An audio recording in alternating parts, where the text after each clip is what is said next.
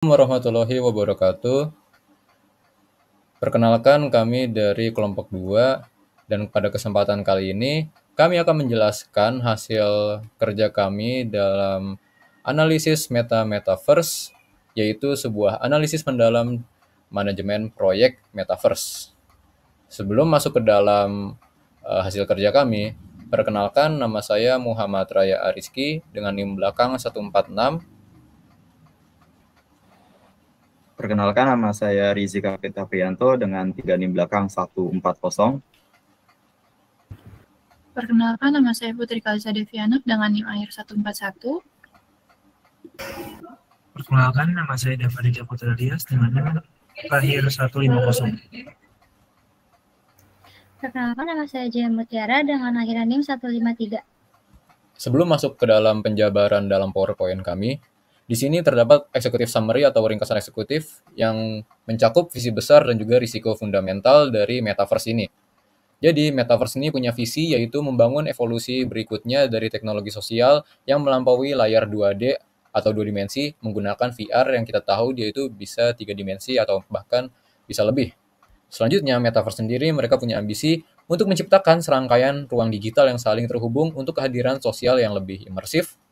Lalu, pada metaverse ini mereka punya tantangan utama yaitu ketegangan antara visi jangka panjang yang revolusioner dengan risiko finansial dan eksekusi yang sangat besar. Yang seperti yang kita tahu, bahwa metaverse ini merupakan proyek yang sangat besar, begitu pula besar dengan risiko finansial dan juga eksekusinya. Selanjutnya di sini adalah poin kunci. Poin kunci dari metaverse merupakan keberhasilan yang bergantung pada terobosan teknologi dan kemampuan mengelola tekanan finansial sebelum kesabaran para investor ini habis. Jadi mereka sangat berpacu dalam finansial dan juga waktu. Dan bisa dilihat di sini pada laporan Q1 2025 pada Reality Labs Financials. Dan cakupan proyek dari metaverse ini punya banyak sekali. Yang pertama yaitu adalah hardware yang mencakup dari virtual reality atau VR, AR, augmented reality, dan juga MR. Selanjutnya, metaverse juga mengembangkan platform software dan juga SDK atau software development kit. Selain itu, mereka juga mengembangkan aplikasi Horizon Worlds, dan mereka juga menciptakan ekosistem pengembang atau developer supaya developer yang menggarap project metaverse ini, mereka lebih nyaman dengan ekosistem yang sudah dibuat atau yang sedang dibangun. Dan yang terakhir, mereka juga mengintegrasikan AI atau Artificial Intelligence dengan model Ollama. Kita masuk ke dalam perencanaan dan SDLC dari proyek Metaverse. Proyek Metaverse menggunakan model hibrida antara Agile dan juga Spiral. Kenapa Metaverse ini mengambil model hibrida seperti itu, hybrid? Karena sebenarnya struktur ini tuh bukan sekedar pilihan teknis, melainkan sebuah keharusan strategis. Karena kepemimpinan Meta mengkomunikasikan visi selama 1 dekade untuk membangun penerus internet seluler yang memerlukan R&D jangka panjang yang perlu sabar juga.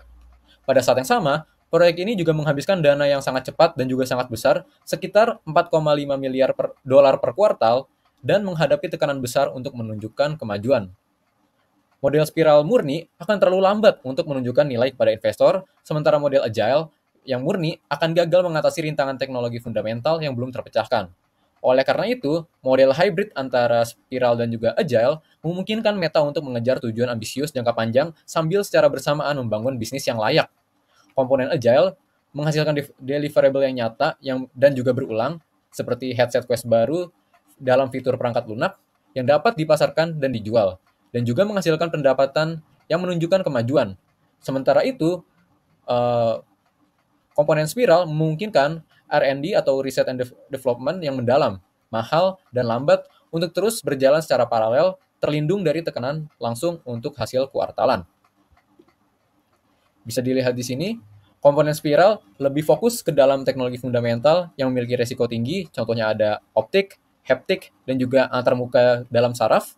Selanjutnya, karakteristik dari komponen spiral ini, dia itu lebih didorong oleh risikonya dan juga bakal lebih melibatkan prototype dan juga analisis berulang karena spiral ini bakal lebih condong ke dalam R&D. Dan alasannya yang pasti ideal untuk persyaratan yang belum jelas dan hasil yang tidak pasti. Sedangkan komponen agile atau Scrum ini lebih condong ke dalam pengembangan produk. Fokus utamanya untuk produk yang dihadapi pengguna. Contohnya ada Horizon Worlds dan juga Quest Hardware. Karakteristik dari komponen ini yaitu sprintnya terbatas waktu, iterasinya cepat, dan juga adaptif. Alasannya, butuh fleksibilitas dan respon cepat terhadap umpan balik pengguna. Lalu di sini terdapat justifikasi strategis.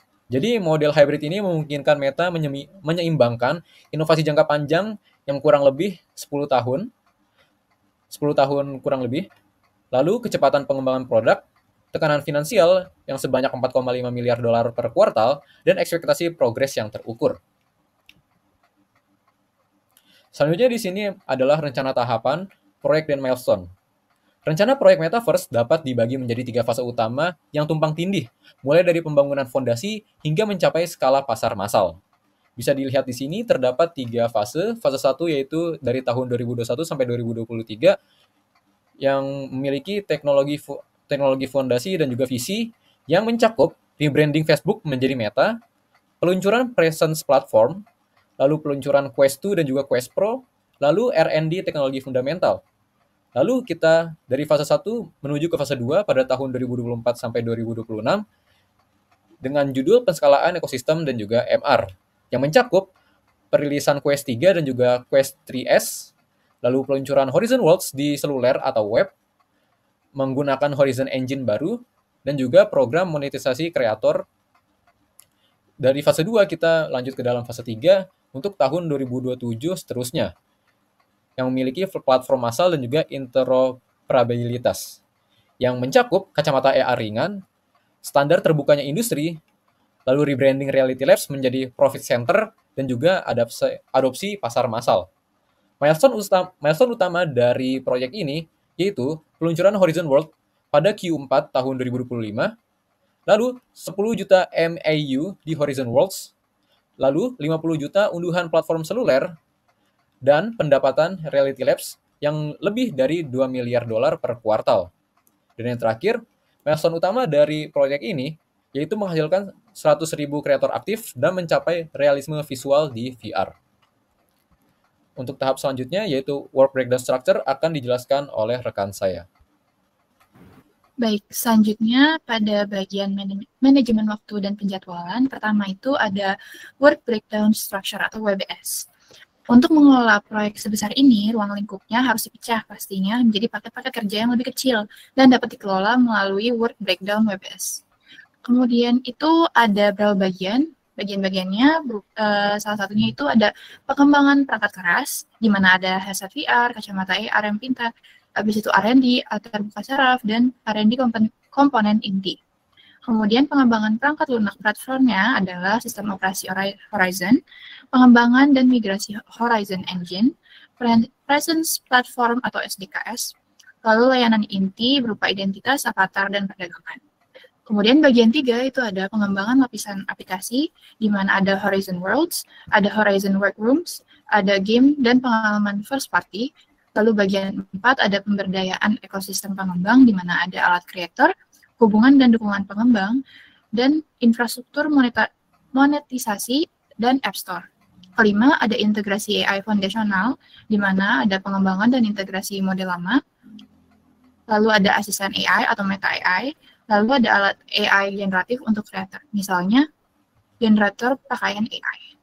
Kunci WBS ini untuk mengelola proyek besar di Metaverse Meta, ruang lingkup dibagi menjadi paket kerja yang terstruktur, cangkupan penuh dari hardware, software, pengalaman ekosistem, hingga teknologi AI. Struktur ini memastikan pengelolaan yang efektif dan menyeluruh. Baik, boleh next slide. Selanjutnya ada analisis jalur kritis. Di sini ada CPM atau Critical Path Method, adalah teknik untuk mengidentifikasi urutan tugas yang menentukan durasi minimum proyek. Tugas-tugas dalam urutan ini tidak memiliki kelonggaran waktu atau float. Setiap penundaan pada tugas-tugas ini akan secara langsung menunda penyelesaian keseluruhan proyek. Di sini ada lintasan kritis. Untuk proyek Metaverse, lintasan kritis adalah urutan tugas-tugas yang paling panjang dan saling bergantung. Lintasan ini berjalan melalui pertama itu R&D, komponen inti, pengembangan perangkat keras, headset generasi berikutnya, lalu perangkat lunak platform, yaitu optimalisasi Horizon Engine untuk perangkat keras baru, lalu ada lapisan aplikasi peluncuran pengalaman unggulan di perangkat keras baru. Baik, untuk selanjutnya itu ada strategi penanganannya. Strategi penanganan keterlambatan pada jalur kritis. Strategi 1 itu ada fast tracking. Oke. Fast tracking untuk menjalankan tugas secara paralel. Fast tracking melibatkan pelaksanaan tugas-tugas yang biasanya dilakukan secara berurutan menjadi tumpang tindih atau paralel. Untuk aplikasi, jika fase pengembangan perangkat keras tertunda, tim perangkat lunak platform dapat memulai pengembangan dan pengujian penggunaan emulator canggih dan perangkat keras prototype. Hal ini memungkinkan perangkat lunak hampir selesai pada saat perangkat keras final siap, sehingga tugas-tugas yang biasanya berurutan menjadi tumpang tindih. Risikonya itu, strategi ini meningkatkan resiko pengerjaan ulang, sehingga spesifikasi perangkat keras final berubah secara signifikan. Sebagian perangkat lunak mungkin perlu ditulis ulang. Selanjutnya ada crashing, yaitu menambah sumber daya. Crashing melibatkan penambahan sumber daya ke tugas-tugas kritis untuk mempersingkat durasinya, meskipun dengan biaya tambahan. Untuk aplikasi, bayangkan sebuah bug kritis ditemukan di rendering pipeline baru Horizon Engine, yang mengancam akan menunda peluncuran Quest 4. Biaya penundaan 3 bulan dihitung lebih dari 1 miliar dan 1 miliar dolar dalam bentuk kehilangan penjualan dan momentum pasar. Meta akan menabrak jadwal dengan mengesahkan anggaran darurat sebesar 50 juta dolar, dan dana ini akan digunakan untuk menyewa konsultan eksternal spesialis, menugaskan kembali 100 insinyur terbaik Meta dari divisi lain, dan mengizinkan lembur tanpa batas hingga bug tersebut berhasil diperbaiki. Kedua, ada trade-off. Crashing secara signifikan meningkatkan biaya dan dapat menyebabkan kelelahan tim, tapi dapat dibenarkan ketika biaya penundaan jauh lebih besar daripada biaya sumber daya tambahan. Baik, selanjutnya akan dilanjutkan oleh rekan saya. Baik, di sini selanjutnya ada struktur organisasi proyek OBS dan selanjutnya ada RACI. Di struktur organisasi ini sangat jelas penting untuk mengelola ribuan karyawan yang bekerja pada proyek ini. Di sini OBS ini merupakan struktur hierarkis proyek yang dipimpin langsung dari puncak perusahaan, sehingga di sini menunjukkan prioritas strategisnya. Di sini dapat lihat pada level 1 merupakan CEO dari Meta itu sendiri, yaitu di sini CEO-nya itu ada Mark Zuckerberg. Di sini dia tuh menetapkan visi dan alokasi modal utama. Untuk level 2 di sini diisi untuk CTO dan kepala Reality Labs. Pada Meta itu sendiri dipegang oleh Andrew. Di sini dia tuh memimpin eksekutif untuk seluruh inisiatif pada Metaverse. Pada level ketiga dan 4 ini diisi divisi utama dan direktorat di bawahnya CTO sebelumnya. Di sini tuh fokusnya untuk merancang dan memproduksi perangkat fisik untuk mengakses Metaverse. Selanjutnya ini ada direktur lini produk Quest atau VR. Di sini terdiri dari tim teknis mesin, desain industri, tim teknik elektro, tim manajemen produk. Selanjutnya ada direktur lini untuk produk kacamata IR. Di sini terdiri dari tim kemitraan, tim riset, pengembangan optik, dan tim miniaturasi perangkat. Selanjutnya di sini ada direktur R&D dan teknologi inti. Pada direktur ini diisi pada tim sensor, tim haptik, audio, dan tim interface saraf. Selanjutnya yang kedua di sini ada perangkat lunak software platform. Pada perangkat lunak ini fokusnya itu untuk membangun sistem operasi dan layanan dasar yang menjalankan seluruh kegiatan di Metaverse. Di sini diisi oleh direktur horizontal atau OS, direktur layanan inti, ada direktur platform, di sini pengembangan develop platform, dan VP Content Ecosystem. Selanjutnya di VP Content Ecosystem ini fokusnya itu untuk mengisi Metaverse dengan konten yang menarik dan memperdayakan kreator pada pihak ketiga. Di sini terdapat ada kepala Oculus Studios, di ini berisi tim produk game dan tim pengalaman sosial eksperimen. Selanjutnya diisi direktur hubungan pengembangan atau developer relation dan direktur acara langsung dan media. Yang keempat di sini ada VP riset, Reality Lab Research atau RLR. Di sini fokusnya itu untuk penelitian jangka panjang, untuk menciptakan terobosan teknologi yang fundamental. Di sini diisi oleh kepala riset dan grafis komputer, kepala riset haptik dan interaksi manusia komputer, dan kepala riset persepsi mesin dan AI. Slide selanjutnya. Selanjutnya di sini ada Raci Chart, itu peluncuran Horizon World di platform seluler. Di sini untuk inisiatif lintas fungsi yang beresiko tinggi seperti peluncuran di platform seluler, matriks Raci ini sangat penting untuk menghilangkan ambiguitas dan mencegah tugas-tugas penting yang terlewatkan. Pada matriks ini itu mengklarifikasi bahwa meskipun pemimpin teknik yang bertanggung jawab untuk membangun aplikasi, di sini juga ada manajer produk akuntabel atas keberhasilan keseluruhannya. Di sini juga memastikan bahwa tim hukum diberi konsultasi mengenai privasi data untuk pengguna seluler, dan CEO tetap diberi informasi tentang kemajuan sehingga mencegah kegagalan dalam komunikasi. Di sini ada tabel Raci Chart pertama yang spesifik untuk peluncuran Horizon World di platform seluler, dan pada tabel kedua ini Raci Chart Metaverse ini untuk tingkat strategi dan strategi atau eksekutifnya. Nah, jadi di sini fokus up. Di sini pada fokus apa, bukan bagaimana pada ras. Jadi pada ras ini tuh berfokus pada apa yang diperlukan pada tingkat strategis proyek Metaverse itu sendiri, bukan bagaimana cara membangun. Selanjutnya peran tingkat tinggi di sini itu mencakup peran kepemimpinan yang paling senior seperti CEO, CTO, dan VPS.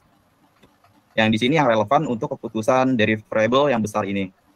Selanjutnya CEO sebagai A untuk visi utama. Jadi di sini Mark Zuckerberg itu sebagai CEO secara konsisten menjadi pihak yang accountable untuk visi jangka panjangnya. Dan juga sebagai alokasi modal yang konsisten dengan perannya sebagai pendorong utama proyek ini. Selanjutnya ada CTO sebagai A untuk eksekutif teknik atau produk. Ya, di sini diisi pada Andrew sebagai CTO Reality Labs adalah accountable A untuk sebagian besar pilar eksekutif teknologi dan produk yang selaras dengan perannya sebagai kepala Reality Labs. Selanjutnya ada VPS sebagai R atau C di sini, yaitu para VP spesifik yang berperan sebagai responsible R di sini untuk pilar utama di area mereka, dan diberi konsultasi, diberi C, dan diberi informasi atau di sini I untuk area lain di mana mereka memiliki kepentingannya. Selanjutnya ada abstraksi. Di sini penting untuk diingat bahwa penting diingat bahwa ini masih merupakan abstraksi yang sangat penting. Nah, jadi untuk baris setiap aksi ini sebenarnya adalah keseluruhan proyek atau program yang sangat kompleks yang dimana di dalamnya itu ada ratusan RAC chart itu yang lebih rinci. Baik, slide selanjutnya. Baik, selanjutnya di sini ada manajemen motivasi di tim Meta itu sendiri. Nah, jadi penerapan teori motivasi ini berfungsi untuk menjaga produktivitas dan moral tim yang terdiri dari para peneliti dan insinyur kelas dunia yang memerlukan pendekatan motivasi. Pada gambar dapat dilihat ada hierarki kebutuhan Maslow. Di sini pada hierarki tersebut, untuk tingkat satunya ini adalah aktualisasi diri. Jadi ini adalah motivator utama. Pada proyek ini menawarkan kesempatan kepada para insinyur dan peneliti untuk membangun masa depan koneksi manusia-manusia dan memecahkan masalah di garis depan teknologi. Pada level kedua ini ada penghargaan. Pada penghargaan ini merupakan pengakuan atas inovasi, hak paten, dan kontribusi pada proyek yang akan mengubah dunia. Selanjutnya pada level ketiga ada cinta dan rasa memiliki. Nah, di sini itu untuk membina budaya tim yang kuat di dalam Reality Labs, sehingga menciptakan perasaan saling sebagai jadi bagian kelompok elit yang akan mendorong misinya tersebut. Nah, di level terakhir atau level 4 di sini ada fisiologis keamanan. Nah, di sini nih Meta menyediakan gaji yang sangat kompetitif dan keamanan kerja yang cukup tinggi, meskipun PHK yang baru-baru ini telah mempengaruhi aspek keamanan ini. Selanjutnya di sini terdapat teori dua faktor Herzberg. Di sini faktor pertama ada faktor higienis, yaitu mencegah ketidakpuasan. Di sini untuk gaji yang tinggi dengan tunjangan yang baik, sehingga di sini diharapkan pada Metaverse itu sendiri ketiadaannya akan menyebabkan ketidakpuasan, tetapi menghadirkan kehadirannya saja tidak memotivasi. Yang kedua ada motivator, atau di sini mendorong kepuasan dan kinerja. Di sini pada pekerja itu sendiri merancang HCI.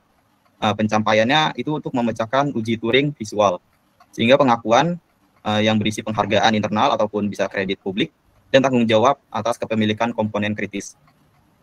Selanjutnya terdapat teori X dan teori Y pada McGregor.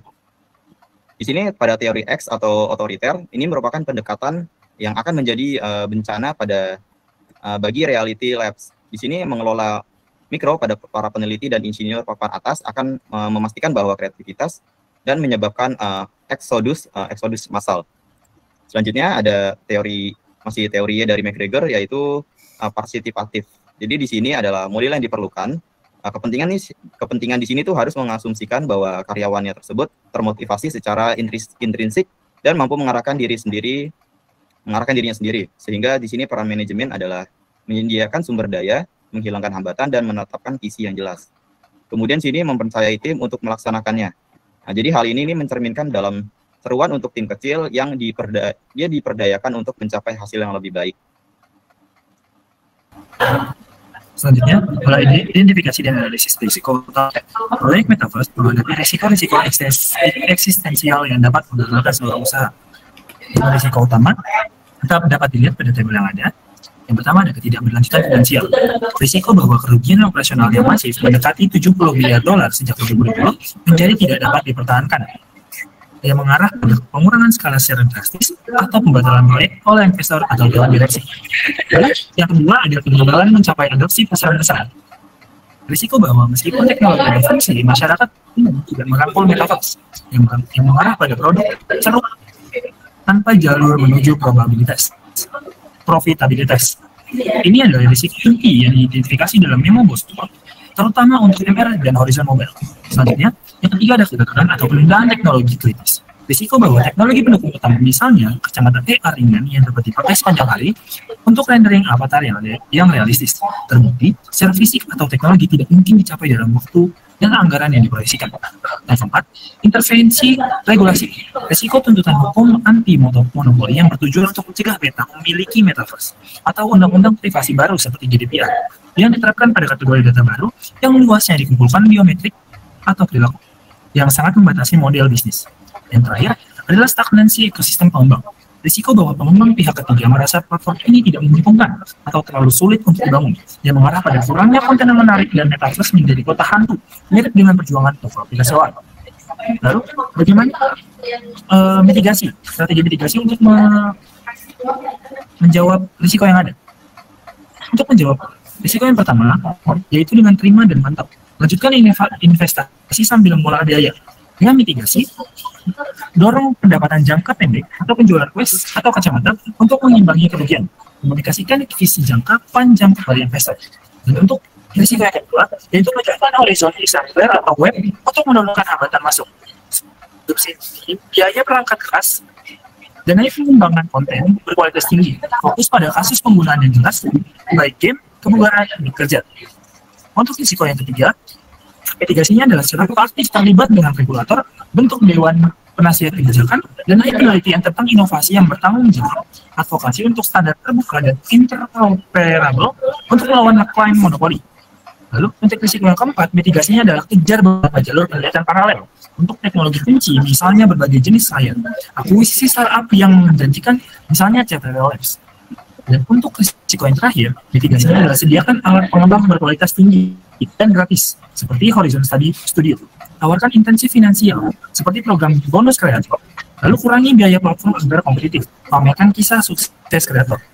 Lalu dapat dilihat pada chart. Itu adalah dampak dan level risiko yang lainnya. Boleh the next. Selanjutnya, ada monitoring dan mitigasi risiko. Monitoring risiko adalah proses berkelanjutan yang terintegrasi ke dalam operasi proyek. Seperti yang bisa kita lihat, yang pertama adalah Dewan Peninjau Risiko atau RRB. Sebuah dewan khusus yang diketuai oleh CTO atau bos yang bertemu setiap bulan untuk meninjau daftar risiko. Dewan itu memiliki wewenang untuk mengalokasikan sumber daya untuk strategi mitigasi. Selanjutnya, ada pemilik risiko. Setiap risiko tingkat tinggi ditugaskan kepada seorang pemilik. Misalnya, CFO memiliki risiko ketidakberlanjutan finansial. Pemilik ini bertanggung jawab untuk memantau risiko dan mengimplementasikan rencana mitigasi. Selanjutnya, ada indikator risiko utama atau KRI. Metrik kuantitatif dilacak untuk memberikan contohnya KRI untuk risiko adopsi, pengguna aktif bulanan atau MAU, tingkat churn pengguna, peringkat App Store, penurunan MAU yang berkelanjutan akan memicu tinjauan risiko. Selanjutnya, ada juga KRI untuk risiko finansial. Kerugian operasional Portland yang diperkirakan dan margin perangkat keras. Dan yang terakhir, ada integrasi dengan proses agile. Di awal setiap sesi perencanaan sprint, tim secara singkat membahas apakah pekerjaan yang direncanakan berdampak pada risiko yang diketahui atau telah mengungkap risiko baru. Ini menandakan manajemen risiko ke dalam alur kerja pengembangan sehari-hari. Boleh di next? Selanjutnya, estimasi biaya proyek akan dijelaskan oleh rekan saya. Oke, baik. Selanjutnya ada estimasi biaya proyek beserta metodologi yang digunakan dalam perhitungannya. Pertama, dari sisi komponen biaya utama, total pengeluaran proyek terbagi menjadi beberapa bagian besar.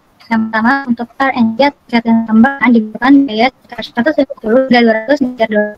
Karena pengembangan teknologi atau seperti metaverse dimemerlukan riset jangka panjang dan yang kompleks. Lalu yang kedua ada belanja modal atau capital expenditure berada di kisaran 50 hingga 75 miliar dolar, mencakup infrastruktur, perangkat keras, serta fasilitas pendukung produksi.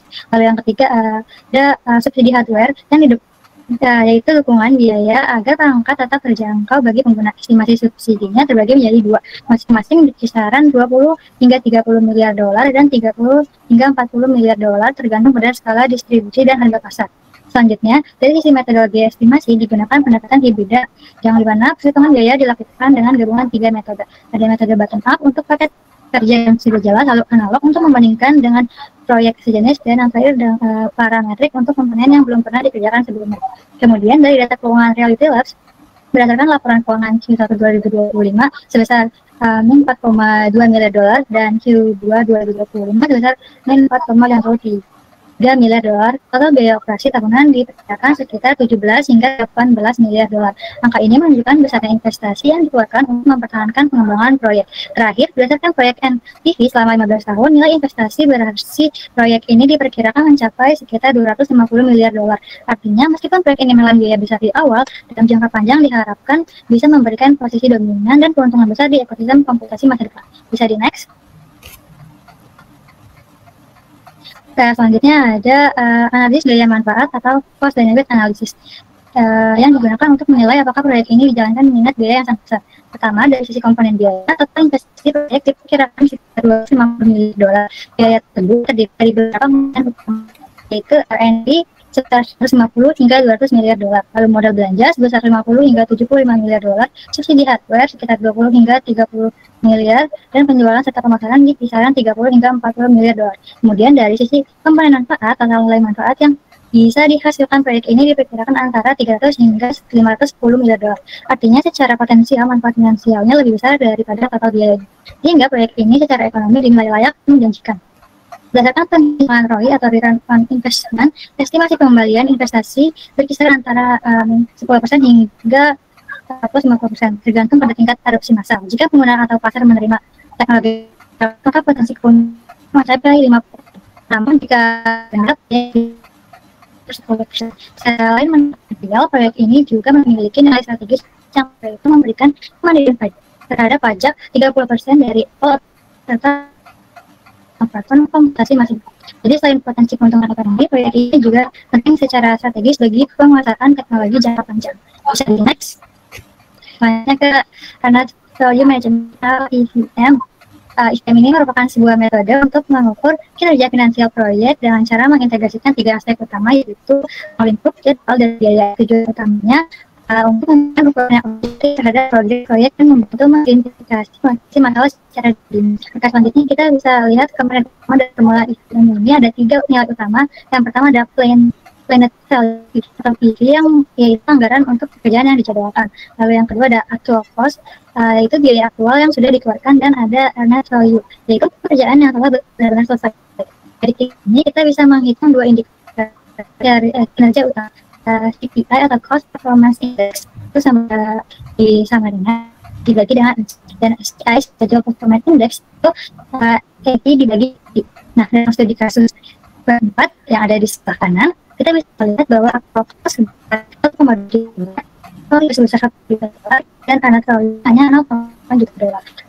Setiap 1 dolar yang dikeluarkan, proyek hanya memulai pekerjaan 0,6 dolar, sehingga CPI-nya itu 0,67. Ini berarti proyek sedang anggaran atau dengan kata lain biaya yang dikeluarkan lebih dari nilai pekerjaan yang dihasilkan.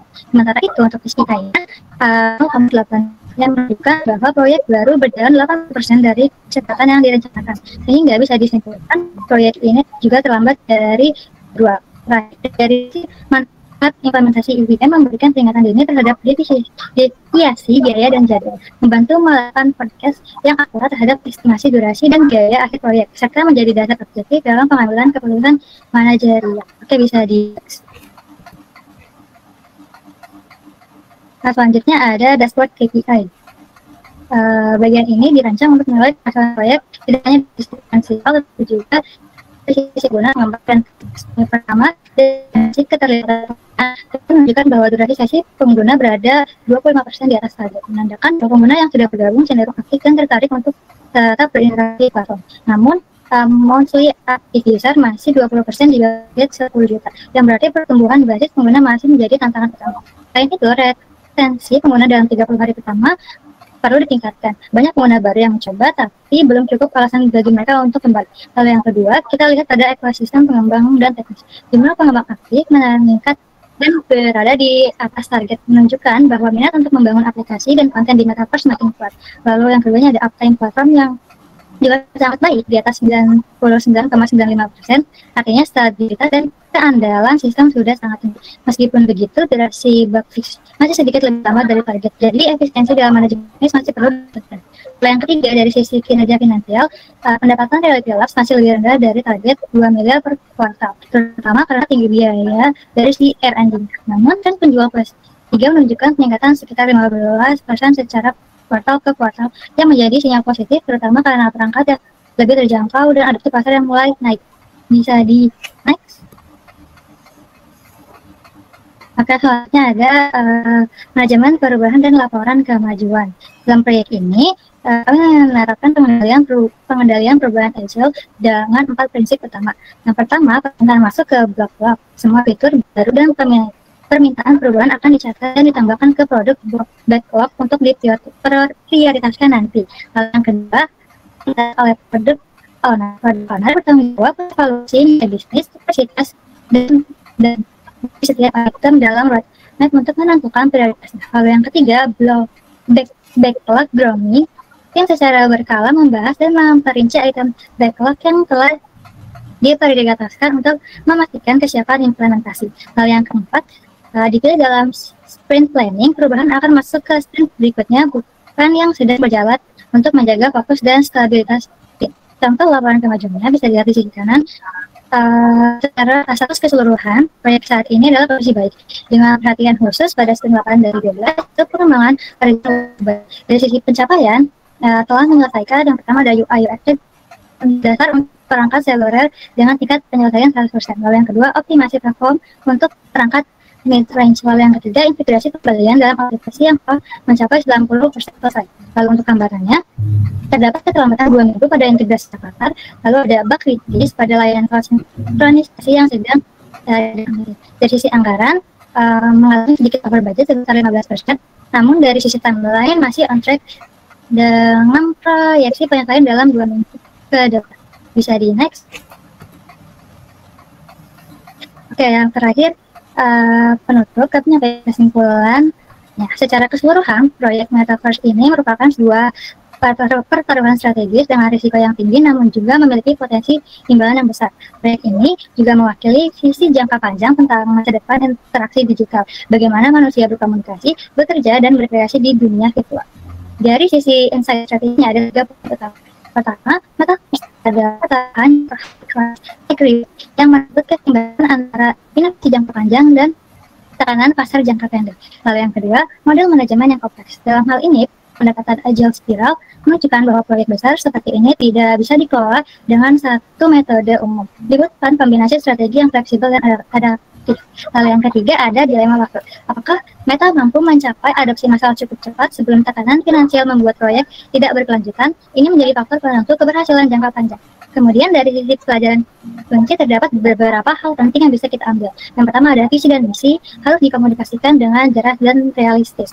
Lalu yang kedua ada manajemen risiko, perlu fokus pada identifikasi jalur kritis dan mitigasi multidimensi. Lalu yang ketiga ada motivasi juga menjadi kunci karena proyek besar seperti ini membutuhkan keseimbangan antara dorongan intrinsik dan ekstrinsik. Lalu yang keempat, Yang terakhir, pengukuran kinerja wajib menggunakan alat seperti KPI dan EVM untuk menjaga transparansi dan kepercayaan para stakeholder. Dan terakhir, studi kasus Metaverse ini menjadi contoh definitif bahwa keberhasilan maupun kegagalan proyek teknologi besar selalu meninggalkan pelajaran penting, baik di inovasi, sisi maupun ambisi terhadap teknologi. Sebagai penutup, dapat kita simpulkan bahwa Metaverse bukan sekedar proyek teknologi, tetapi juga eksperimen strategi yang menguji keseimbangan antara visi jangka panjang, kemampuan manajerial, dan ketahanan finansial di tengah dinamika pasar global. Oke, sekian presentasi dari kelompok kami. Kurang lebihnya mohon maaf. Wassalamualaikum warahmatullahi wabarakatuh.